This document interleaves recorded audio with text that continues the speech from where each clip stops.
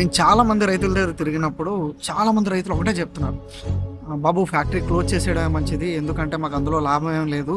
ఒక బండి చెరుగులు చేయాలంటే ఒక రోజులో అయిపోయేది. కానీ ఈ రోజు 3, 4 రోజులు పట్టేస్తుంది. ఎందుకంటే లేబర్ కూడా దొరకట్లేదు. లేబర్ ఏమో ఈ లారెన్స్ అని అదని ఇది అని చెప్పేసి అటువైపు వెళ్ళిపోతున్నారు. మాకేమో లేబర్ కూడా దొరకట్లేదు. మోరోవర్ మాకు ప్రాఫిట్స్ ఏం లేవు. నష్టాలు తప్ప లాభమే లేదు. అది కూడా పేమెంట్ ఎప్పుడో ఒకసారి చేస్తున్నారు.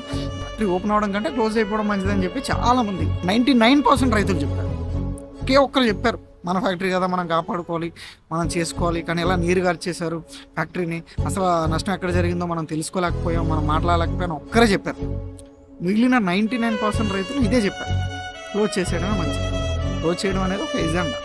ఎందుకంటే అప్పుడు ఒక వస్తువుని ఎందుకు పనికి రాకుండా చేసిన తర్వాతే దాని వైపు ఎవరు చూడరు. అప్పుడు మనం దాన్ని ఏదైనా చేసుకోవచ్చు.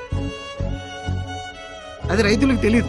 రైతులకు ఎలా ఉంటుంది, ఇప్పుడు నేను పంట వేసానంటే నాకు టైంకి డబ్బులు రాకపోతే, పెట్టుబడి డబ్బులు లేకపోతే ఇంకో పంట వేయలేను. లేదంటే నా దగ్గర తినడానికి తిండి కావాలంటే ఆ డబ్బులు వస్తేనే నేను తినగలను. అది టైంకి రాలేదంటే ఆబ్వియస్లీ రైతు ఎప్పుడు కూడా నిరాశపడిపోతాడు. ఇదే జరిగింది ఇక్కడ కూడా. చాలామంది రైతులకి ఒపీనియన్ ఉంది అసలు ఫ్యాక్టరీ ఓపెన్ చేయకపోవడం మంచిది. అసలు ఫ్యాక్టరీ నష్టపోవడానికి కారణాలు ఏంటో ఫుల్గా నేను ఒక 18 pages డాక్యుమెంటరీ రెడీ చేసి, నేను 4 సెట్స్ అయితే రెడీ చేశాను. అది నేను ఎక్కడ పంపించాలో పంపిస్తాను. నేను కలవడానికి ట్రై చేస్తున్నా. అపాయింట్మెంట్ దొరుకుతుందా లేదా అనేది, అది 3 నెలలు పడుతుందా, 6 నెలలు పడుతుందా, లేకపోతే 10 నెలలు పడుతుందా, సంవత్సరం పడుతుందా నాకు తెలియదు. కానీ నేనైతే నా వరకు నేను ట్రై చేస్తున్నా, ఆ రూట్ చేసి చేస్తున్నాను. నేను తెలిసినంత వరకు ఏ రైతులు కూడా ఫోన్లు అయితే యూజ్ చేయరు, స్మార్ట్ ఫోన్లు. మనలాంటి ఇప్పుడు మా నాన్నగారు అయితే యూజ్ చేయరు, నేను యూజ్ చేస్తున్నా.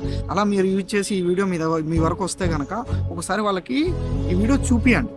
నెక్స్ట్ వచ్చే వీడియోస్ అన్నీ ఒకసారి చూపియండి. ఎందుకంటే ఫ్యాక్టరీ ఎందుకు నష్టాల్లోకి వచ్చిందో నేను క్లియర్గా చెప్తానండి. నాకు ఏ పార్టీ మీద కోపం లేదు, ఏ పార్టీని విమర్శించట్లా. రైతులకు నిజం తెలియాలి అంతే.